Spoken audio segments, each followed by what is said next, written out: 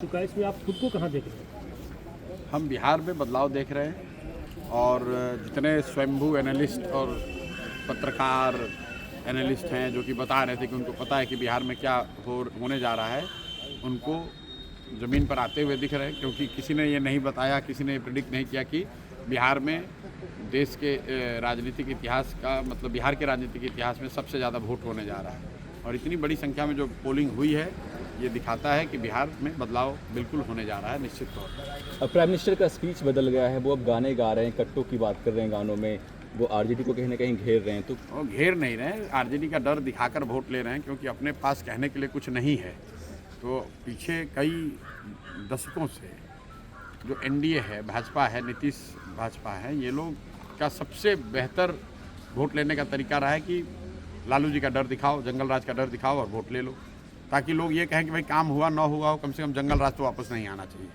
लेकिन इस बार वो स्थिति बदली हुई है। प्राइम मिनिस्टर ये जो कह रहे हैं वो शायद उनको ज़मीनी हकीकत इतना पता नहीं चल रहा है। अगर आप ये कह रहे हैं कि जंगल राज नहीं आना चाहिए तो लोग कह रहे हैं ठीक है नहीं आना चाहिए, लेकिन आप क्यों आना चाहिए, जनसुराज आना चाहिए। विकल्प तो एक नया दूसरा है। जब विकल्प नहीं था तब वो प्राइम मिनिस्टर की बात ठीक थी, तब वो काम भी करता था। इस बार वो काम नहीं कर रहा है। राहुल, आप देखिए कि जो प्रवासी मजदूर है, आप लोग तो गाँव देहात में यहाँ ज़मीन पर आज पत्रकारिता कर रहे हैं, आप लोग जरा जाकर देख लीजिए कि प्रवासी मजदूर किसको वोट कर रहा है। कल तक तो एनडीए को वोट कर रहा था, वो तो मोदी कर रहा था, आज तो वो नहीं कर रहा है। वो तो बिहार में फैक्ट्री रोजगार चाह रहा है और अमित शाह कह रहे हैं कि बिहार में तो फैक्ट्री के लिए ज़मीन है नहीं। तो इसका मतलब है कि आने वाले सालों में भी बिहार में फैक्ट्री नहीं लगेगा। अमित शाह ने खुद कह दिया, तो बिहार का युवा उनको क्यों वोट देगा? अगर फैक्ट्री लगाने के लिए सिर्फ गुजरात में ही ज़मीन है तो फिर बिहार का युवा क्यों वोट उनको देगा यहाँ? और ये पूछिए आप लोग कि अगर फैक्ट्री के लिए ज़मीन नहीं है तो ये जो बड़ा बड़ा सड़क सब बना है, जिसमें कि यहाँ के यहाँ पंजाब आप बंगाल को गुजरात से जोड़ रहे हैं, वो सड़क बनाने के लिए ज़मीन बिहार में कहाँ से मिले? तो आपको अपना सड़क बनाना है, नेशनल हाईवे बनाना है तो बिहार में सड़क ज़मीन है, और बिहार के बच्चों के लिए फैक्ट्री बनाना है तो कह रहे हैं कि यहाँ ज़मीन नहीं है। राहुल गांधी एक तो वोट चोरी की बात करते, उन्होंने कहा है कि प्राइम मिनिस्टर वोट चोरी करके प्राइम मिनिस्टर अरे बने हैं। भैया, ऐसा है, ये वोट चोरी का मामला बिहार में आप लोग भी जान रहे हैं कि कभी ना मामला था ना है। और राहुल गांधी विपक्ष के नेता के तौर पर भाजपा से लड़ रहे हैं, वहाँ पर जो कर रहे हैं वो करें, इलेक्शन कमीशन समझे, राहुल गांधी समझे, नरेंद्र मोदी जी समझें। हम लोग को, बिहार के लोगों को उससे कोई मतलब नहीं है। बिहार में विधानसभा का चुनाव है, बिहार के लोग ये जानना चाह रहे हैं कि यहाँ पर शिक्षा कब होगी, रोजगार कब होगा, बिहार की दुर्दशा कब सुधरेगी। वोट चोरी से क्या लेना देना है? बिहार में कोई आपको मिला अभी रास्ते में कि मेरा वोट कट गया है? जब किसी का वोट कटा ही नहीं है तो क्या आप वोट चोरी बात किए जा रहे हो? भाई वोट चोरी का मामला है अपना, दिल्ली में अगर मामला है, इलेक्शन कमीशन को घेरिए, सुप्रीम कोर्ट में जाइए, देश भर में एजिटेशन कीजिए। बिहार के इलेक्शन को क्यों हाईजैक कर रहे हो? उसमें वोट परसेंटेज बढ़ने का जो मामला रहा है, रात में दिखाया जा रहा है, तो ट्रेन से प्रवासी मजदूरों को स्पेशल ट्रेन और टिकट दे के भेजा जा रहा है, इसको लेके क्या कहें? भेजा जा रहा था।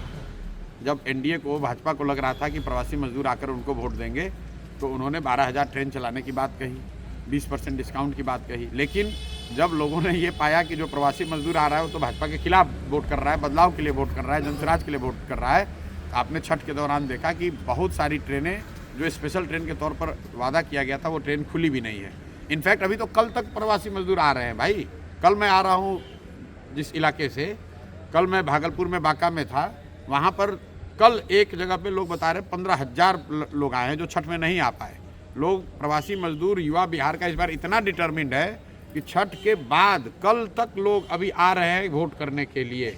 हर हालत में लोग बदलाव चाहते हैं। और बिहार में इस बार चुनाव में महिला एक्स फैक्टर नहीं है, बिहार का युवा एक्स फैक्टर है, बिहार का प्रवासी मजदूर एक्स फैक्टर है, क्योंकि वो अपने घर की महिला को बता रहा है कि वोट इस बार किसको देना है। 10,000 रुपये के लालच में अगले 5 साल का भविष्य नहीं बेचना है। तो नीतीश कुमार का ये दाव उल्टा पड़ने वाला है, क्योंकि लोग पैसा तो लिए हैं लेकिन उनके कहने पर वोट नहीं देंगे। ये फ़र्क आप समझिए।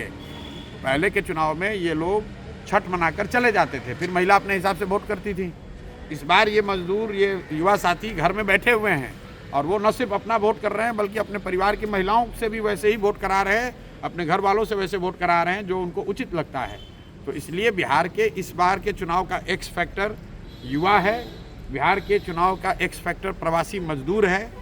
और 14 तारीख के रिजल्ट में आपको दिखेगा, कोई आदमी अगर इसको इग्नोर कर रहा है तो उसको 14 तारीख को बहुत परेशानी का सामना करना पड़ेगा। प्रशांत किशोर चुनावी मैदान से दूर क्यों, इलेक्शन क्यों नहीं लड़ रहे? हम कहाँ पर हैं?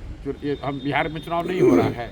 प्रशांत जी, सबसे ज़्यादा अगर कहीं चुनाव में कोई इन्वॉल्व है तो प्रशांत किशोर है। प्रशांत जी आप सीमांचल में हैं, यहाँ पे मुसलमानों की वोट की बात होती है, सभी पार्टियाँ जो है वो जद्दोजहद कर रही है कि मुसलमानों का वोट लिया जाए, और वैसे भी काफ़ी एक्टिव हैं, कांग्रेस भी एक्टिव है। आप क्या अपील करेंगे मुसलमान वोट? मुसलमानों से बस इतना ही कहेंगे कि भाजपा से डर कर आपने बहुत दिन वोट दे दिया। आप इस्लाम की बात में बताई हुई बात को मानिए। दूसरे दल वाले कह रहे हैं कि भाजपा से डरिए और हमको महागठबंधन को वोट दीजिए, ओवैसी कह रहे हैं हमको वोट दीजिए। जनसुराज कह रहा है कि भाजपा से मत डरिए, अल्लाह से डरिए और हक के साथ खड़े होइए, सही के साथ खड़े होइए, अपने बच्चों के साथ खड़े होइए। भाजपा से डर के बातिलों के साथ, जिन लोगों ने आपके बच्चों का जीवन बर्बाद किया है, उनके साथ खड़ा मत होइए। ठीक है, थैंक यू सर।